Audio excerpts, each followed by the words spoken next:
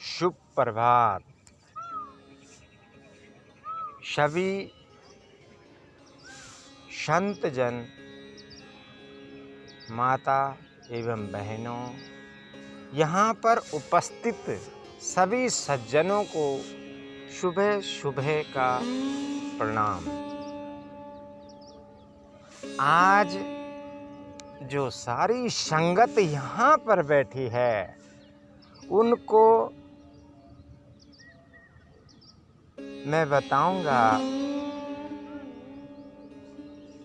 आम के वृक्ष के, आम के पेड़ के बारे में कि जिस तरह आम एक गुणकारी होता है उसी तरह से हम भी अपने बच्चों को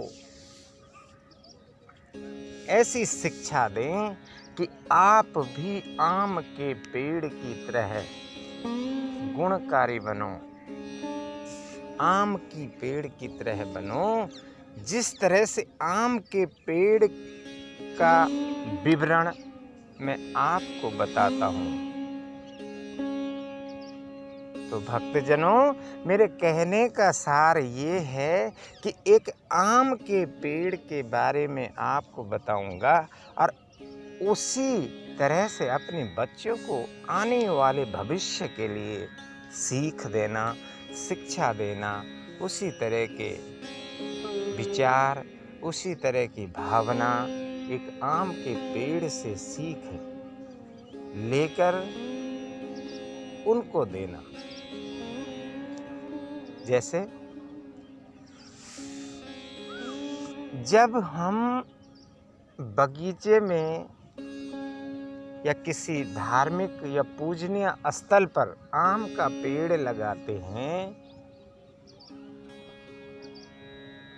तो उसके लिए सबसे पहले हमें एक सुनिश्चित जगह तय करनी होगी कि आम का पेड़ थोड़ा खुली डुली जगह पे लगाएं, ताकि भविष्य में आने वाले समय में जब वो बड़ा हो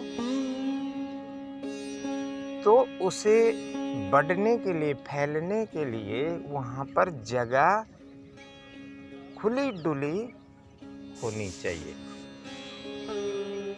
आम के वृक्ष का महत्व देखो, आम के वृक्ष के गुण देखो, आम के वृक्ष का फल देखो। आम का वृक्ष हमेशा जो है बहुत लॉन्ग टाइम में, ज़्यादा समय लेके हमें फल देता है। जैसे अन्य पेड़ों की बजाय जो अन्य पेड़ हैं वह 2-3 साल में तकरीबन फल देना शुरू कर देते हैं, लेकिन उनमें से आम का वृक्ष एक ऐसा वृक्ष है, आम का पेड़ एक ऐसा पेड़ है जो कम से कम अपनी फल देने में 6-7 साल का टाइम लेता है। कहीं कहीं पेड़ों में तो कम से कम 10 साल लग जाते हैं उसको ढंग से जो है बड़ा होने में, उसको परिपूर्ण ढंग से बड़े होने में 9-10 साल लग जाते हैं। लेकिन संतों, मेरी माता एवं बहनों, जब वो परिपूर्ण ढंग से बड़ा होने लगता है तो वो फल लंबे समय तक देता है।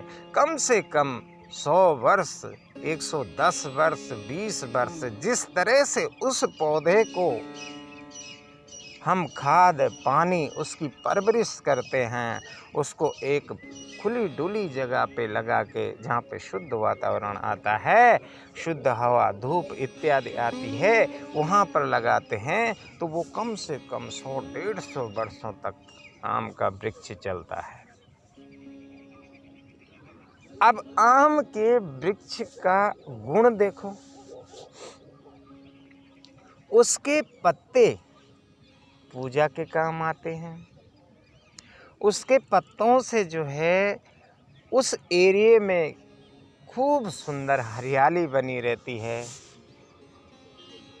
शाम सुबह देखो कितनी अच्छी हवा देता है। और फल तो उसका आम ही एक ऐसा फल है जो बहुत गुणकारी है।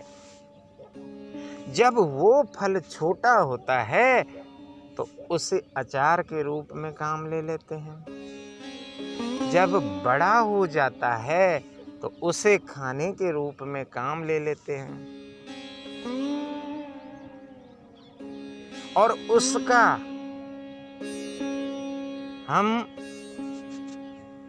शेक भी बना सकते हैं। आम के फल का मैंगो शेक भी बना सकते हैं, जूस भी बना सकते हैं। और उसके फल को जो है हम शरीर की सुंदरता के लिए, शरीर में वीर्य वृद्धि के लिए, शरीर में अनेक प्रकार के विटामिन्स उस आम से मिलते हैं, उस फल से मिलते हैं। तो सज्जनों, मेरे कहने का मतलब है कि आम का वृक्ष एक ऐसा गुणकारी वृक्ष है कि हम भी उस वृक्ष से इस तरह की सीख लें कि हम अपने जीवन में अपने बच्चों को, अपने सगे संबंधियों को इस तरह की शिक्षा दें, कि इस तरह की प्रेरणा दें कि बनना है लाइफ में तो आम के वृक्ष की तरह बनो। भले हमारे सांसारिक जीवन यापन करने के लिए हमें तपस्या, शुरू में तपस्या 8-10 साल, जिस बच्चे ने +2 तक परमात्मा की दया से अपने माँ बापों के संस्कार, अपने गुरु के संस्कारों से, अपने गुरु के शिष्टाचार से जिसने +2 तक अच्छी मेहनत कर ली, उसके बाद ग्रेजुएशन में ही उसे अपनी लाइफ की सफलता मिल जाती है कि मैंने शिक्षक लाइन में जाना है, कि मैंने इंजीनियरिंग लाइन में जाना है, कि मैंने अकाउंट्स से रिलेटेड, फाइनेंस अकाउंट से रिलेटेड यानी वित्त विभाग की लाइन में जाना है, या मैंने राजनीति की लाइन में जाना है, मैंने प्रोफेसर की लाइन में जाना है, कि डॉक्टर की लाइन में जाना है। तो जो नींव है उसमें शुरू के 10, 12, 15 साल उसे खूब मेहनत करनी पड़ेगी, और उसके बाद में आम के वृक्ष की तरह वो खुद ही फल देना शुरू कर देगा, और उसकी लाइफ, उसका जीवन प्रसन्नता से भरा, परिपूर्ण ढंग से शांतिमय जीवन यापन करना लगेगा। आम के वृक्ष के बारे में आप सुनो, देखो उसकी लकड़ी पूजा के काम आती है, पत्ती पूजा के काम आती है, छाया बैठने के काम आती है, फल खाने का काम आता है, छोटे छोटे फल अचार और चटनी के काम आते हैं। लकड़ी बाद में जब सूख भी जाती है तो उसके बाद देखो आप, उसकी लकड़ी मकान बनाने के काम आती है। उसके कुछ टुकड़े देखो काट के हम लोग तंदूर में डाल के काम लाते हैं, रोटी बनाने के काम आती है। उसकी राख देखो फिर खाद के काम आती है। तो आम के वृक्ष की तरह कोशिश कर हम आम की वृक्ष की तरह बने, और जल्दी फल की आशा अपने मन में न करें। जो फल हमेशा थोड़ा टाइम लेता है पकने में, वह बहुत गुणकारी होता है।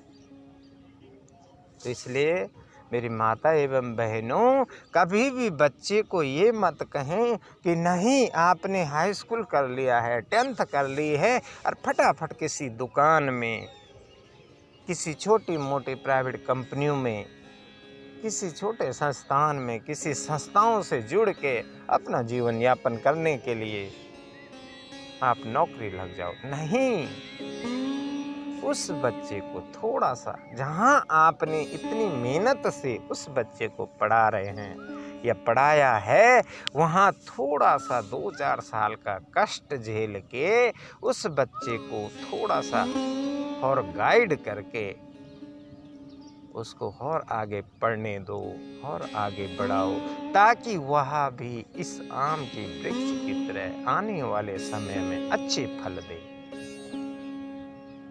और अपने जीवन को अच्छे ढंग से यापन करे और उससे मिली शिक्षा फिर हर बच्चे, हर परिवार को संतुष्टि दिलाए, हर भव्य स्थानों में उसकी मान प्रतिष्ठा बने, हर जगह पे वह पूजनीय माना जाए, हर जगह पे वह किसी न किसी को अपनी प्रेरणा दे सके, अपनी विचार विमर्श कर सके।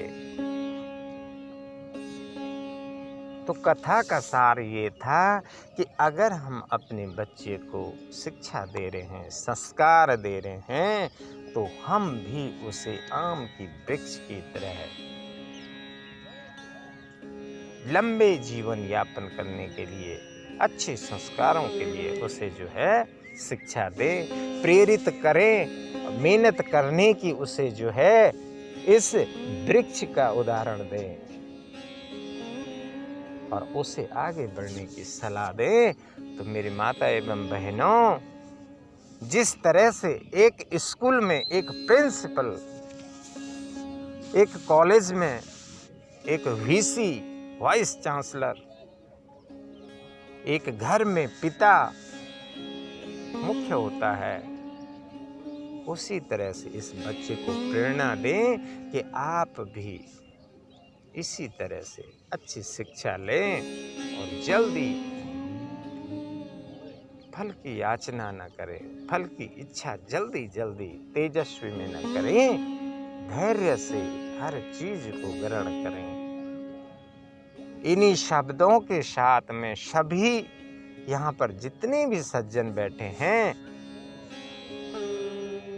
सबसे यही उम्मीद करता हूँ कि मेरी वाणी को मद्देनजर रखते हुए अपने परिवार में अपने सगे संबंधियों को यही शिक्षा दें और उस आम की वृक्ष से प्रेरणा ले, उसकी वृक्ष की तरह बने, उसकी पत्तियों की तरह बने, उसकी शाखाओं की तरह बने और उसके फल की तरह गुणकारी बने। बोलो पवन पुत्र हनुमान की जय, सभी श्रोताओं की जय, पितृ देवताओं की जय। सभी सुखी हों जगत में, सभी बने निरोग, मंगलमय जीवन रहे, रहे न दुख का योग। मंगलमय जीवन रहे, रहे न दुख का योग। सांच बराबर तप नहीं, झूठ बराबर पाप, जाके हृदय सांच है, ताके हृदय आप। जाके हृदय सांच है, ताके हृदय आप। सियावर राम जय जय राम। आज अपनी वाणी को यहीं पर मध्य नजर रखते हुए आप सभी लोगों को फिर से एक बार सभी श्रोताओं को और यहाँ पर जितने भी भगवान हैं उनको मेरी तरफ से प्रणाम। शुभ प्रभात, शुभ प्रभात, शुभ प्रभात।